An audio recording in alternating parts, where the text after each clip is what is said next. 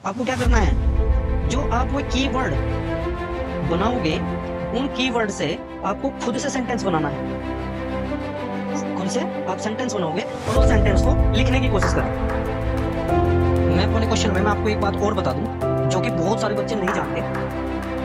CBSE की तरफ से 10 से 15 दिन पहले एक पेपर जारी होता है जिसमें मैथ के लिए 20 से 30 क्वेश्चन 20 से 30 क्वेश्चन दिए जाते हैं। हेलो स्टूडेंट्स, स्वागत है आपका आपके अपने यूट्यूब चैनल टॉपर टिप्स में। मैं आशा करता हूं कि आपका जो साइंस का एग्जाम हुआ है वो अच्छा हुआ होगा और आप अच्छे मार्क्स को स्कोर करेंगे। जो आपका नेक्स्ट एग्जाम है वो एसएससी का है।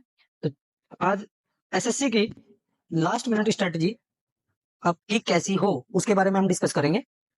तो एसएससी एग्जाम बहुत सारे स्टूडेंट्स को बहुत टफ लगता है, लेकिन ये इतना टफ भी नहीं होता है जितना बच्चे मान लेते हैं। तो चलिए चलते हैं आपकी लास्ट मिनट स्ट्रेटजी पर। सबसे पहले आपको देखना है कि एसएससी सब्जेक्ट जो है वो कैसे पढ़ें।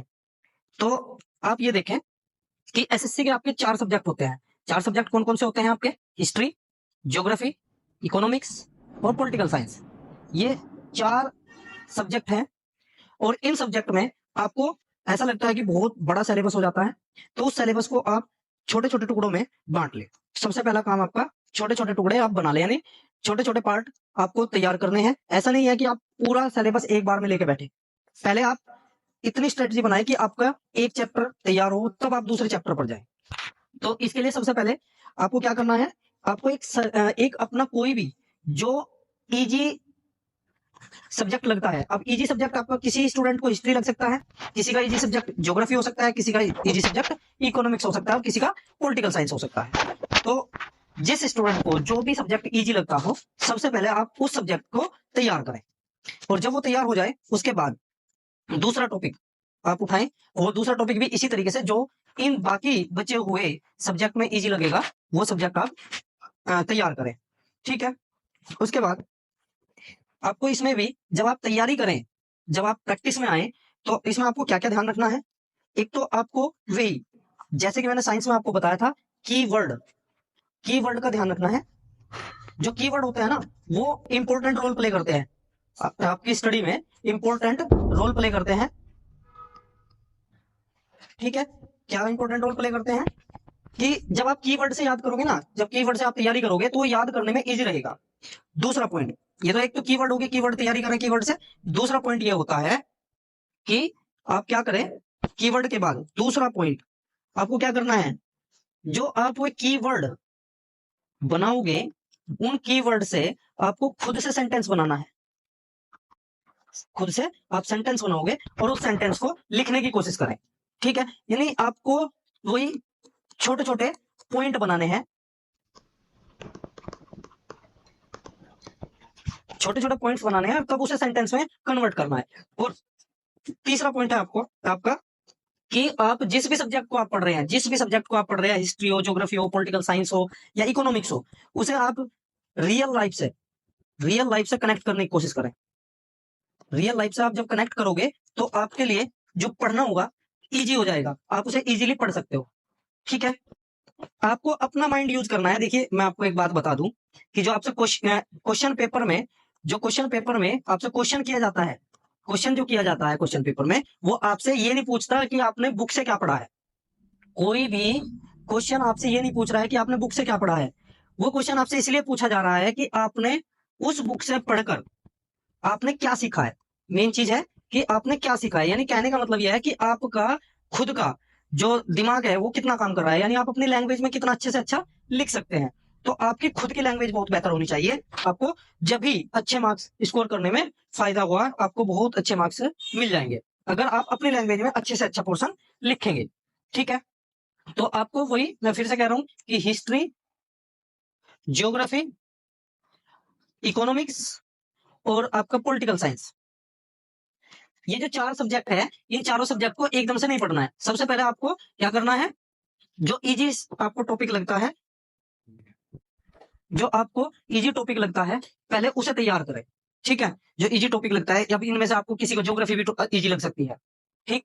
और वही आपको क्या ध्यान रखना है कि जब आप तैयारी करेंगे तो पहले आपको क्या करना है, जो इजी क्वेश्चन है, इजी क्वेश्चन कौन से होते हैं, इजी क्वेश्चन कौन से होते हैं आपके, इजी क्वेश्चन होते हैं आपके, जैसे आपने पढ़ लिए एमसीक्यू, आपने पढ़ लिए वेरी शॉर्ट,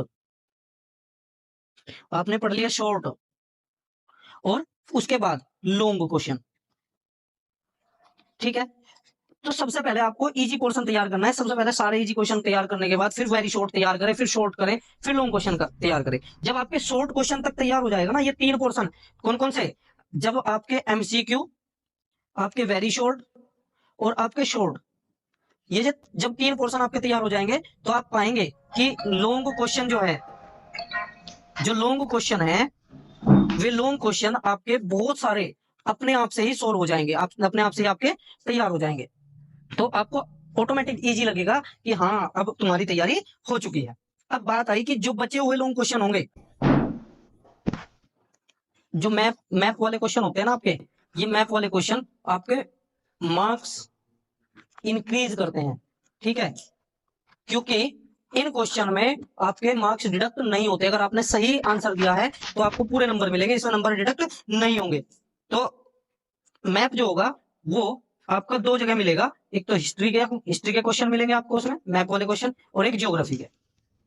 तो मैप वाले क्वेश्चन को अच्छे से तैयार करके और सही जगह पॉइंट बनाकर लिखें कि कौन सी जगह क्या है। ठीक है, ये बहुत जरूरी है, यानी आपको जो पॉइंट करने होते हैं ना, यानी लोकेट करने होते हैं, जैसे पॉइंट लोकेट करना, तो आपको बहुत सोच समझ के बहुत अच्छे तरीके से आपको पॉइंट लोकेट करने हैं। ठीक है, मैप का बहुत ध्यान रखना है। एक इसमें आता है आपका जो हिस्ट्री वाला पोर्शन होता है, इसमें डेट, डेट का बहुत अच्छे से ध्यान रखना है, यानी डेट सही है अगर आपने लिखी तो उसे अंडरलाइन जरूर करें, जिससे टीचर को कॉपी चेक करने में भी आसानी रहेगी। ठीक है, एक आपको क्या करना है, जब आप किसी क्वेश्चन का आंसर दे रहे हैं और आप क्वेश्चन का जब आंसर देंगे और आपको लगे कि उसमें आप क्या कर देंगे, रियल लाइफ एग्जाम्पल अगर आप दे सकते हैं, real life example, real life example अगर आप दे सकते हैं तो रियल लाइफ एग्जाम्पल जरूर दें, ये जरूर करें ऐसा काम। क्योंकि जब आप रियल लाइफ से कनेक्ट करेंगे तो रियल लाइफ से आपको अच्छे मार्क्स मिलेंगे।